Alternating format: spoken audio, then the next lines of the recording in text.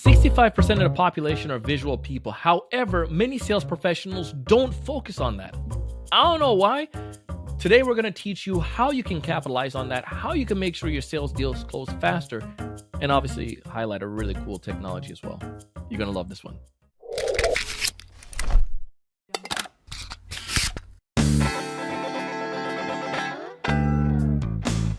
Hey, everyone. Welcome to another great episode of the Sales Evangelist Podcast. I'm your host, Donald C. Kelly, the Sales Evangelist. And I'm so excited for another great episode. I'm so excited to be here with you today. On this episode, we have an amazing guest. His name is Mr. Gal Aga. So Gal Aga is the founder and CEO of a company called Align. And I want to tell you a little bit more about him. He's worked with many different successful companies, helping them to grow from $1 to $10 million. Another organization he was with went from $20 to $100 million in annual recurring revenue. So he knows what he's talking about. One of the things, though, not only in the sales leadership role, was he discovered a challenge that was in the sales process. He and his co-founder figured out that they can make it easier for sales professionals to overcome the challenge of running effective motions when it comes to helping deals to convert in our sales pipeline. So I won't tell you the whole deep story on how he went about doing that, but you'll find out about it. But we connected on LinkedIn. I said, you know what, I definitely need to have him come on a show, because I was on a webinar where I heard about Digital Sales Room. This was like a year ago or last year sometime. And I was like, you know what, let me check this thing out. I checked it out, discovered Aligned, and I was like, let me tell more people about this. I was telling folks about it. He connected with me and I was like, no way, let's go ahead and chat. And it was phenomenal. But today we're going to break down how you can make sure your deals close faster in your sales pipeline, how you can visualize that process for your clients, and how you can make sure that you work as a project manager and not necessarily as a sleazy seller. Listen, fun episode. If this is your first time watching this podcast or listening to our episode, it's all around helping you build pipe or close pipe. And again, today we're going to focus on closing pipe. Let's go into the episode and hear how we can go about doing that. Check it out. Gal, welcome to the show. Thanks so much, Al. Great to be here.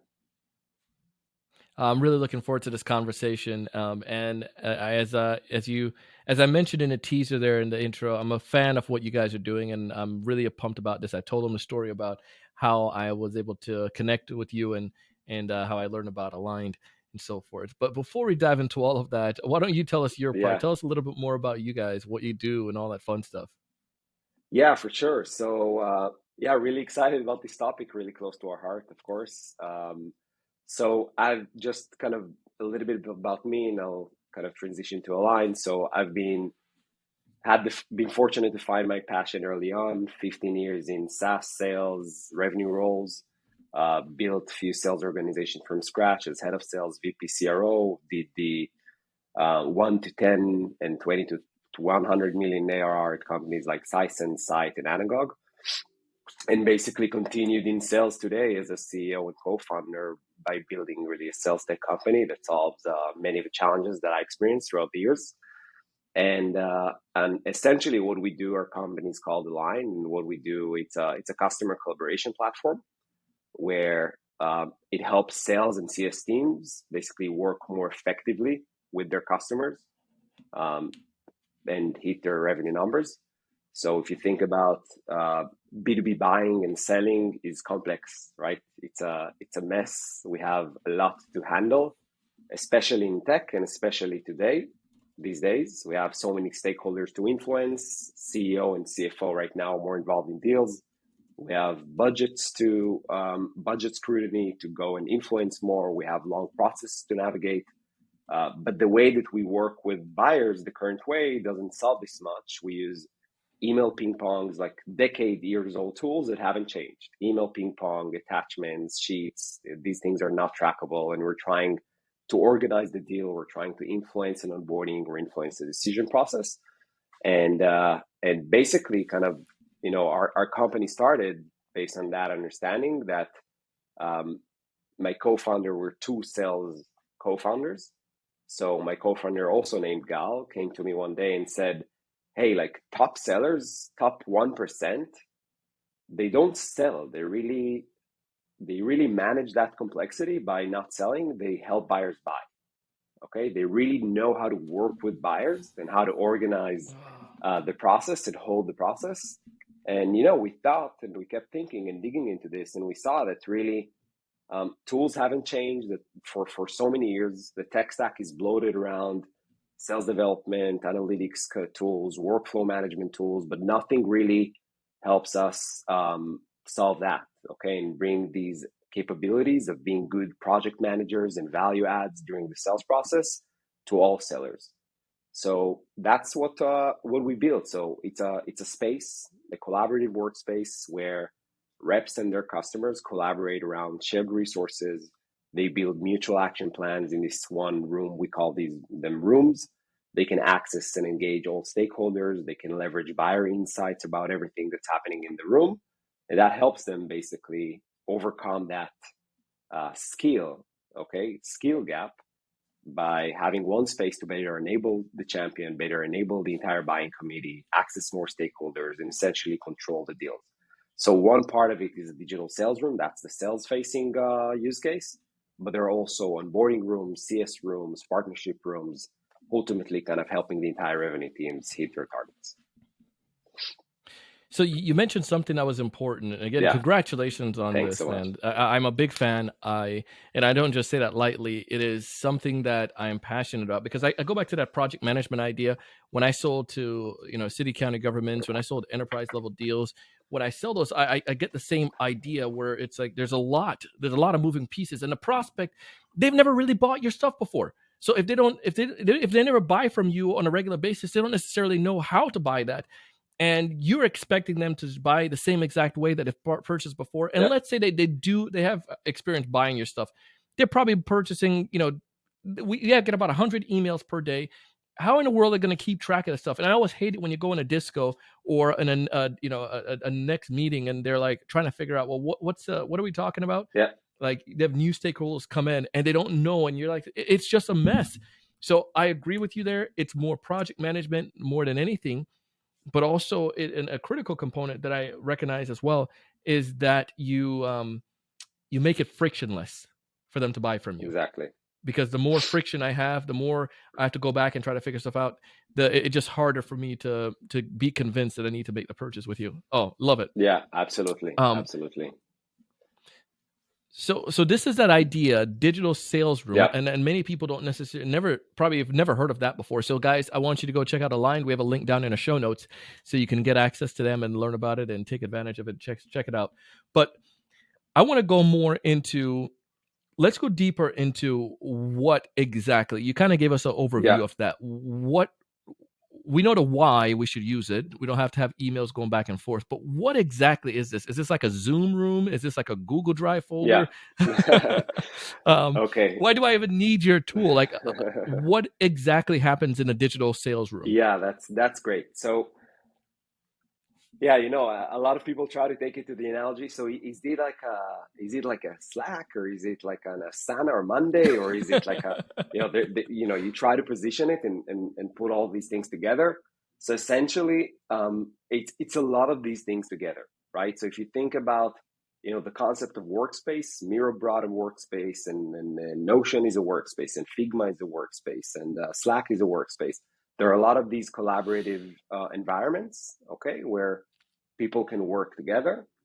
They don't exist in sales, okay? Sales is still email and attachments, and as you said, it's a project that you need to enable a champion, enable buying teams, and all of that. So essentially, what these products are, they are websites, okay, like mini sites where you share content, you organize that content, okay, in a room, like a page. It can have multiple tabs. You can have a tab for a procurement process, for a proposal. You can have an internal tab where you take notes and it syncs with the CRM and all that. But essentially, think about the way that you work right now. You end your first call, you have your email summary, and you dump some attachments into it, and maybe a value summary. This is what we discuss and things like that. And then from there on, okay, you continue following up, you continue adding value, you're syncing after calls, and then you're sending summaries and more summaries, and then a lot of emails and a lot of back and forth.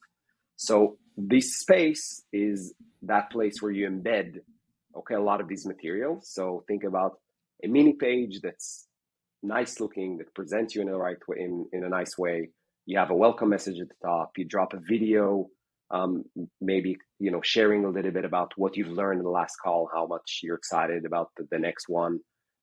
You embed ROI, you embed the proposal, partnership summary, right? So all of these things that you typically in a sales process continually add, okay, and follow up and add. Here's a case study. Here's the ROI we mentioned yesterday and we covered in the call. You just keep it in one place. And it's one place for the buyer, okay, to go and loop in more people. Okay, so it's essentially mostly you work there with the champion initially. Okay, so think about, right, what you're doing in a sales process. You're enabling a champion most of the time to do the selling for you. So right now you have an empowered champion that can go and enter this space and have all of these materials laid out. And as the deal progresses, more of them, get added there. Discussions around each one of these elements kept in context, not back and forth emails, right? The champion now shares this with their CFO, with their colleagues, with their technical evaluation team, or whatever it is. Everyone can go in, okay, again, a URL. They don't need to log in. They don't need the password. They don't need things like that. You can make it a bit more secure if you want, but then everyone can talk there and collaborate. Mutual action plans are there. So that's basically it. So it's one space to host all of these things that you typically collaborate around in a sales process. And everything is being tracked, and there's more benefits as well. Yeah. So I love that idea of the mutual action plan. And again, if you guys want to see this in action, just go down and check out the link in the show notes, because the mutual action plan is going to be very helpful for a sales professional and the client. They said to enable that person. And I think I know the answer to this. I think you may have done it. I said it already. But one of the thoughts that I get and that comes to mind is, but how? Yep. Go back to, we've conditioned buyers for the past 30 years. The way that we've sold with 40 years with emails, It's like, go check the email. Or I guess 30 years with emails, right? Whenever we started doing emails in the 90s, exactly. Go check the email, go check the email, go check the email. How do we change that behavior so they don't see it as, oh, there's another thing that I need to go into? How do you guys encourage your clients or help your clients to be able to take advantage of the digital sales room and use it effectively? Yeah, that's a great one. So we're not trying to battle this too much and go and force behavioral changes. Okay. So what we've noticed is that reps over time, as they get more experience with using the tool, they find new ways to use it. So one of our customers, live person, they told us at some point that like on a weekly basis, they were all the time sharing ways and best practices of how they can use the room, okay, in better ways. So think about like video selling, right? Video selling right now, you have webinars, playbooks, you have so many tricks, right, on how to leverage this to get engagement. So the engagement starts today a lot from sellers doing interesting things in the room to drive more engagement. And we have a lot of plans on how to drive buyer education and buyers to go and get used to the tool. But for the most part, we'll see the engagement happening more and more over time. But the basic way to look at it, just a standard, just to approach it as today you're sharing a hyperlink to a presentation, right? That presentation is static. It's just there. You're typically sending it, or maybe as an attachment. And right now you're replacing that with a space. Okay. You can add on top of that, maybe the experienced sellers will go and end the first call and say, hey, Mr. Prospect. Okay. So we agreed that I'm going to share with you this and that. Instead of us going together back and forth over dozens of emails throughout this process, what I'm going to do, I'm going to share a room with you where you'll be able to loop in people. You're going to be able to see all of these materials, the summary, some of the next steps that we talked about. And it's really going to help you keep things organized throughout the process. Is that okay with you? So even if you just add something like this, you're already, right? Because what's selling, right? We're educating all the time and we're guiding someone throughout the process. So even just doing something like that, that's pretty easy, you're driving more engagement. But we, from a product perspective, we're solving the buyer engagement. That's something that we've addressed a lot on the product. I love this. Yep. You've mentioned one of your clients. What are some of the you don't have to tell us names, but how are people Yep. finding benefit from this? Because one of the things with this episode, we know that it's going to help you close more deals. So I'd Yeah. love to hear some of your clients and how they've maximized using the digital sales room or just the rooms in general. Yeah, for sure. So I'll focus only on the sales part, really, because we go beyond also CSM, OBM, and all that. So bottom line, you close more deals faster. Okay, that's the bottom line. But I'll get to how. And we have stats around win rates around 30%, 45%. Sales cycle shorting by 30%, 45%. Win rates 15, 20%, something like that. And I'll talk about kind of 4 key elements. One is you're influencing decisions in a better way. Okay, because if I'm right now buying something, and let's take another step back. Who's doing the selling? Sure. Okay, not the seller. Gartner says 95% of the time in a competitive deal, 83% in a non-competitive deal, is not spent with you. It's spent with internal research champion working with the executive committee, looping in other people, researching, going online, speaking with your competitors. 95% of the time is not spent with you. Okay, so you better make it count, right? So that 5% where you have a customer-facing interaction, you're essentially enabling a buyer to become a champion for you. Okay, and today we're dumping materials, and the proposal sits on email number 76, and we talked about a lot of stuff in email 2 and email 5, right? So by organizing everything that well in one place, we're better enabling the champion right now to get that consensus internally. Okay, so one, it's about helping buyers choose you.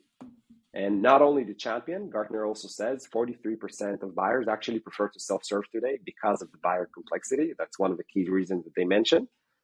And so if they want to self-serve, let's not fight it. Let's bring this environment to help everyone that want to get looped in real quick, that don't want to go on calls with us, to just get everything so clearly and easily laid out. It's not a 100-page proposal that also people don't want to read. Okay, so that's all part of influencing.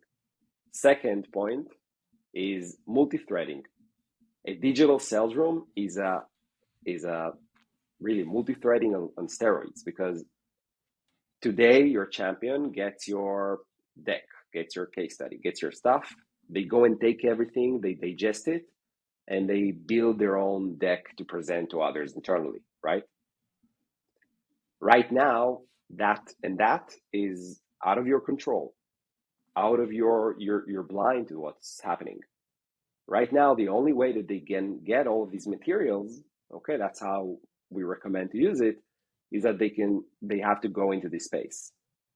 So suddenly what you're seeing is the CFO, is a CEO, is people that you're not typically speaking with, entering your room. You're getting alerts every time that this happens.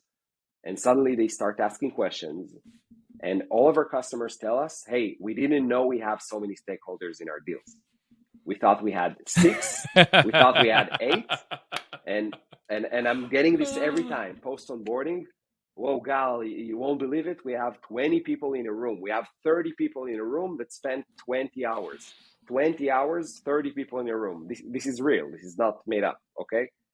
So that's multi-threading. Third, the mutual action value proposition, which is control, and it's a lot of other things, but it's mostly really mutual alignment, control over the process. So mutual action plans in spreadsheets sucks. Excuse my language. It's hard. Okay, it's a big disruption. You need someone to enter a spreadsheet. It's maybe Google, so it's collaborative, but it's outside of how you're interacting and communicating. There's so many flaws in something like this, so it's built in. And the last thing is buyer visibility. So in that 95% of the time where you're blind, today, how do we know what's going on with our buyers? We're getting these email, alerts that email open in New York, email open in Florida, email open in San Francisco, 20 times. Okay, what does that mean? Email attachment open. Okay, what does that mean? And the fact that a lot of the sales process, the buying journey moves into that room, you can see all of these things. You now are let's say you're in a waiting for signature stage. Okay. CFO enters the room, spends 30 minutes on a competitive comparison. You see which pages, which competitor. They then go and read the procurement transcript from the room. You have context on hey, I'm waiting for a signature, but all this happens. Maybe I want to reach out to my champion and see, hey, are we still on track? Do you need maybe any help with anything being brought up? Any concerns? Have you spoken with your CFO lately? Okay, you get visibility into all of these risks and intent. So simplifying, accessing more stakeholders, control of the process, and identifying risk and intent. That's the core. Why not use it then? My goodness, this is great. Yeah. And, some of the stats, we'll put some of these stats in the show notes here, Yeah. But, especially the 43%, and go back to this idea that buyers want to be self-served. And the other thing that jumped out to me that I'm like, man, that's a LinkedIn post right there. Yeah. Or a blog post is like, you have, you're under, we are going in blind on multi-threading. I mean, many of us think that we are multi-threading and we have those, we have the right amount of people, but do we really have that visibility? And if you're seeing, clients telling you like, hey, we have 5 more people, 10 more people, 20 more people in the room than I first thought, and we're seeing this all the time, like trying to find those 20 people and get them all to come to a demo or to a meeting or to, connect with them on LinkedIn and value, that would be difficult. Yep. But here, now I know who I can go and build a relationship with those individuals in that process. And you get context on each one of them.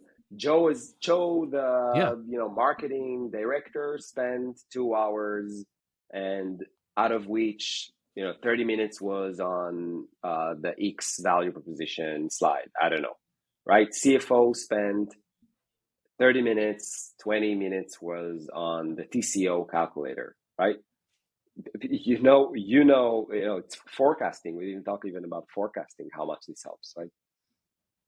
Oh my goodness. Yeah. Highlight that. How does this help me when I'm forecasting as we wrap up here? Yeah. So everything is bi-directionally synced to the CRM, and you can take all of these. So we're generating unique data points. Okay. So today, a lot of things that help you in forecasting, right, with data points are, from a revenue intelligence platform, call recording, things that people said and all of that. But you already heard it, right? We're bringing the asynchronous part, okay, of how people interact with conversations, with your proposition in general, with different parts. And you can take all of these data points into your CRM and use them to build better forecasting. So even we see a big correlation. Customers always tell us, like, the rooms that are most engaged, most active, highest likelihood to close. We already know that these are the serious deals. Okay, when this is used again and again in the same way, we already know we're looking in line. And then they're also taking in the number of stakeholders into their forecast formula, how much time decision makers spend in the room into their forecasting formula. So you can build really RevOps, go crazy for this. You can build a lot of interesting stuff. I love this, man. Yeah. I am going to put a lot of this in our show notes. Folks need to y'all need to go back and look at this stuff. You need to get a digital sales room and try it and test it out on your next deal. Because if you're trying to, you're building building amazing sales pipeline now, but how do you make sure more of those deals convert? And it's because you're being more attentive, being that project manager. I love this. If somebody's listening to this episode, Gal, and they're like, I want to get connected with you, I want to check out Aligned, I want to learn about this, how do they go about doing it? can an individual contributor try using it? Does it need to be the RevOps team to lead with some of this? Give me some of your thoughts on that and tell us how we connect. Yeah, absolutely. So, we have to walk the walk and drink our own champagne. So, we're yeah, we're all about buyer enablement. We're all about helping buyers buy. So we put the product in the front. It's self-service, and we have hundreds of companies signing up every month, close to 1,000 right now. And just you can go to our website, sign up for free. It's a free forever plan. It's not the free trial you have to decide within a week. You just have up to 3 rooms to work free. It doesn't have all of the features of the enterprise, of the pro and the higher plans, but it's just really, really open. And we have a lot of users using this for months and just closing deals during using that motion. So that's one option. You could also, of course, request a demo, and we have reps that can help and walk you through things. Whichever buying journey is easiest for you. Well, absolutely love it, man. If folks want to connect with you or to get access, how do they go about doing that? Do you just go to aligned.com or do they connect with you on LinkedIn? Yeah, so alignedup.com.